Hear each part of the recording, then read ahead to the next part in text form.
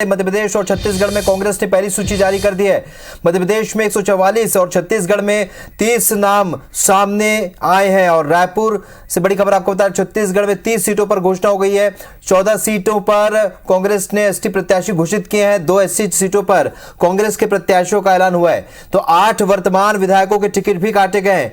4 महिला प्रत्याशियों को मैदान में उतारा गया है। मध्य प्रदेश में 144 नामों की सूची जारी की गई है, जिसमें 16 पूर्व मंत्रियों को और 16 महिलाओं को टिकट दिया गया है। वहीं 39 ओबीसी, 22 एससी और 30 एससी को टिकट दिया गया है। कमलनाथ छिंदवाड़ा से चुनाव लड़ेंगे। ग्वालियर चंबल संभाग की 34 विधानसभा सीटें, जिसमें 26 नाम घोषित किए गए।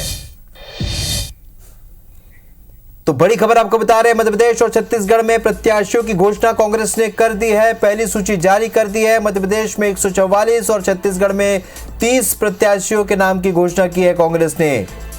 आपको बता दें कि छत्तीसगढ़ में पहले चरण में जो चुनाव होने हैं, 20 सीटें जहां चुनाव होने हैं, वहां के नाम के अलावा 10 और नाम यहां पर कांग्रेस ने घोषित कर दिए हैं। इसके अलावा मध्य प्रदेश में 144 नामों की घोषणा कांग्रेस ने की है, जिसमें 16 महिला उम्मीदवार भी हैं। यानी महिला आरक्षण को भी ध्यान में रखते हुए कांग्रेस ने एक तरीके से बीजेपी के महिला आरक्षण पर जो लाभ लेने की जो एक रणनीति थी,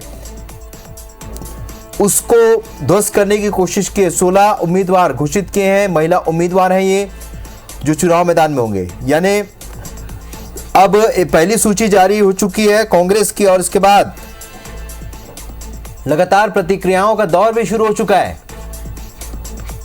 तो आपको बता दें कि कुछ देर पहले प्रदेश अध्यक्ष वीडी शर्मा ने ट्वीट करके सोशल मीडिया साइट एक्स पर अपना पोस्ट डाला था, जिस पर उन्होंने कांग्रेस की इस सूची पर सवाल भी उठाए थे। आपको बता दें कि 144 नाम मध्य प्रदेश में और 30 नाम छत्तीसगढ़ में कांग्रेस ने घोषित कर दिए हैं।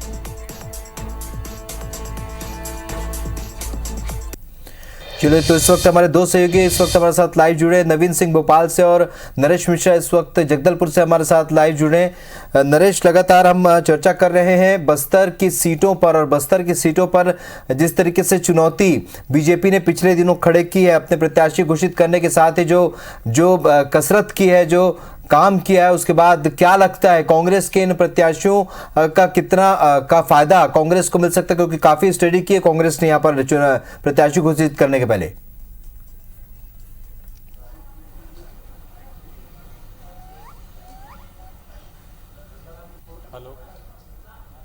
लगता है नरेश तक हमारी आवाज नहीं पहुंच पा रही है, लेकिन नवीन का रुख करेंगे। नवीन भोपाल से हमारे साथ बने हुए।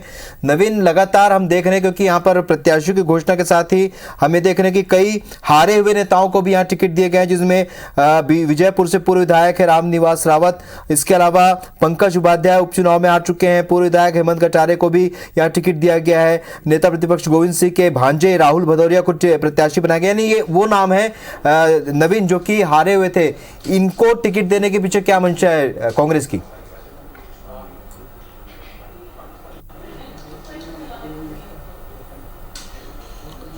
देखिए, ये बात सही है बिल्कुल कि कांग्रेस ने इन 144 सीटों में कई ऐसे नेताओं को भी टिकट दिया है जो पिछले 2018 का चुनाव हार गए हैं। हालांकि कांग्रेस ये मानती है कि इस चुनाव में उनकी विनेबिलिटी है। कांग्रेस ने एक सीट पर 5 से 7 सर्वे करवाए हुए हैं। एआईसीसी ने सर्वे कराए हैं, कमलनाथ ने खुद के सर्वे कुछ करवाए हुए हैं। इसके अलावा जिला प्रभारी जिला अध्यक्षों का फीडबैक है, उनकी रिपोर्ट है, और एआईसीसी के 4 ऑब्जर्वर्स की रिपोर्ट है। तो ये पहले ही फॉर्मूला बना दिया गया था कि जितने भी सर्वे हुए हैं उन सर्वे में टॉप पर और कॉमन नाम जिसका आएगा टिकट उसको मिलेगा। और इसके लिए मशवरा भी किया गया ऑब्जर्वर से, जो एआईसीसी के ऑब्जर्वर थे, जो इन क्षेत्रों में दौरा करके घूमकर कांग्रेस नेताओं से, वेटरन लीडर से, वहाँ के लोकल पब्लिक से बातचीत करके जो उन्होंने अपनी एक रिपोर्ट तैयार की थी, उस रिपोर्ट एआईसीसी को सौंपी थी। तो कुल मिलाकर जब स्क्रीनिंग कमेटी की बैठक हुई तो स्क्रीनिंग कमेटी की बैठक में हर एक सीट पर डिस्कशन हुआ, सारी रिपोर्ट सामने रखी गई, और जो भी नाम निकलकर सामने आया, जो कॉमन नाम था, उसको टिकट दिया गया। तो ये दावा कांग्रेस कर रही है। हेमंत कटारे पूर्व नेता प्रतिपक्ष सतदेव कटारे के बेटे हैं।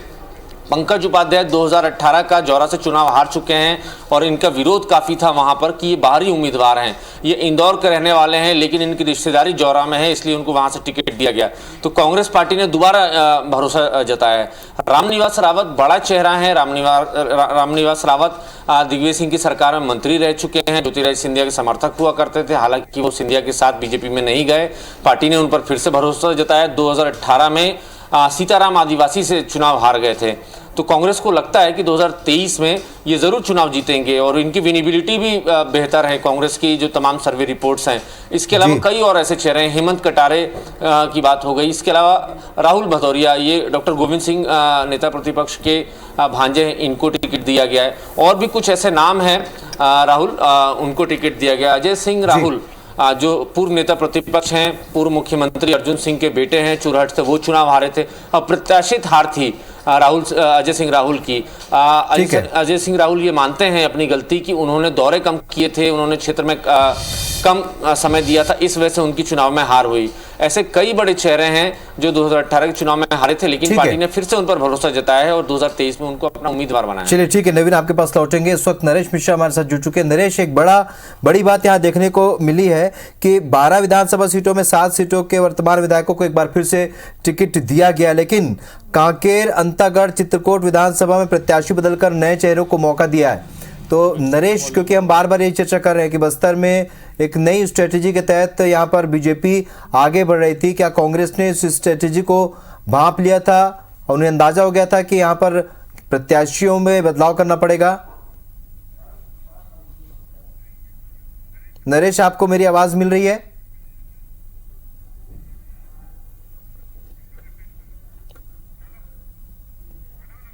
चलिए नरेश, आपके पास लौटेंगे। नवीन, चूंकि हम लगातार बात करें हारे हुए प्रत्याशियों को क्या वजह रही टिकट देने की, आपने बताया, लेकिन हमने देखा कि बसपा से चुनाव लड़ चुके नेताओं को भी कांग्रेस ने प्रत्याशी बनाया है।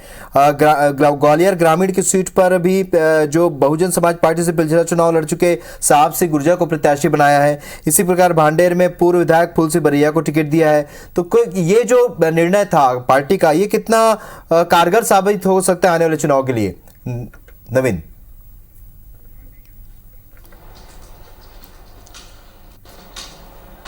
देखिए, फूल सिंह बरैया बड़ा चेहरा है, बड़ा नाम है, बसपा से लड़ चुके हैं, खुद की एक पार्टी बना चुके हैं। राज्यसभा का उनको प्रत्याशी भी कांग्रेस पार्टी ने बनाया था। तो ये तो तय था कि फूल सिंह बरैया को टिकट मिलेगा। उपचुनाव हुआ था 2020 में, उस वक्त भी कांग्रेस पार्टी ने फूल सिंह बरैया को टिकट दिया था, उनकी चुनाव में हार हुई थी। 2023 में फिर उम्मीदवार बनाया है। जैसा मैंने पहले कहा कि विनिबिलिटी जिसकी बेहतर है, जिसका सर्वे में नाम बेहतर है, उनको पार्टी टिकट दे रही है, उनको कांग्रेस टिकट दे रही है। कांग्रेस ने पहले ही ये तय कर दिया था कि फॉर्मूला सिर्फ एक होगा, जितने भी सर्वे होंगे, उस सर्वे रिपोर्ट में जिसका नाम अव्वल होगा, जिसका नाम सबसे पहले होगा, और सभी की रिपोर्ट्स में सभी जितने भी ऑब्जर्वर्स लगाए गए हैं, जिला प्रभारी हैं, जिला अध्यक्ष हैं, उनके फीडबैक में जिसका नाम कॉमन होगा टिकट उसको मिलेगा। तो फूल सिंह बरैया का टिकट तय था, चूंकि वो दलित चेहरा है, बड़ा नाम है, और ग्वालियर चंबल में जिस तरीके से जातीय समीकरण बनाए और बिगाड़े जाते हैं, तो उसके लिए कांग्रेस के लिए सबसे मुफीद नाम फूल सिंह बरैया थे।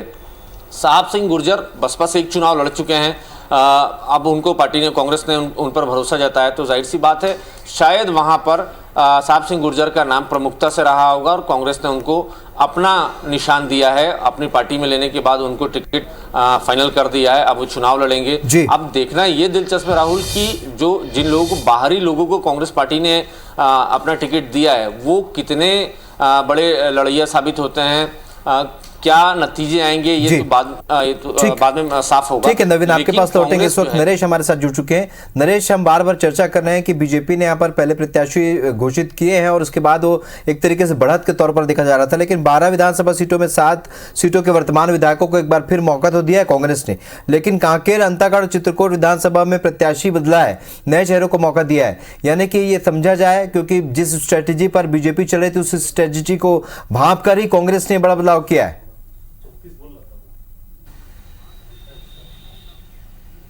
जी बिल्कुल ठीक कह रहे हैं आप। और क्योंकि भारतीय जनता पार्टी ने बिल्कुल नए कुछ चेहरों को उतारा है, तो इस वजह से ये चुनौती थी कांग्रेस के पास भी कि उन सीटों पर कमज़ोर प्रदर्शन ना रहे।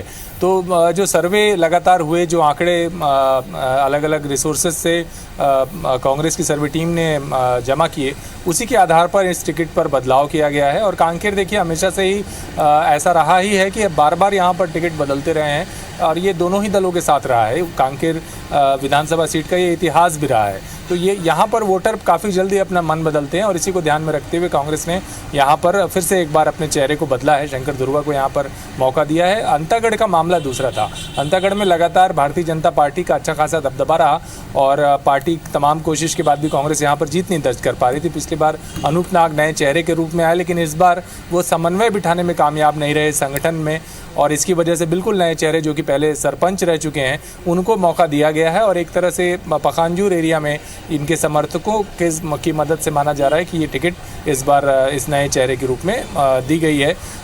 भारतीय जनता पार्टी ने यहाँ अपने पुराने चेहरे को उतारा है, विक्रम को, तो इस वजह से ये माना जा रहा है, विक्रम उसेंडी को, तो इस वजह से ये माना जा रहा है कि कांग्रेस इन सब चीज़ों को, समीकरण को ध्यान में रखते हुए यहाँ पर अपना चेहरा दे रही है।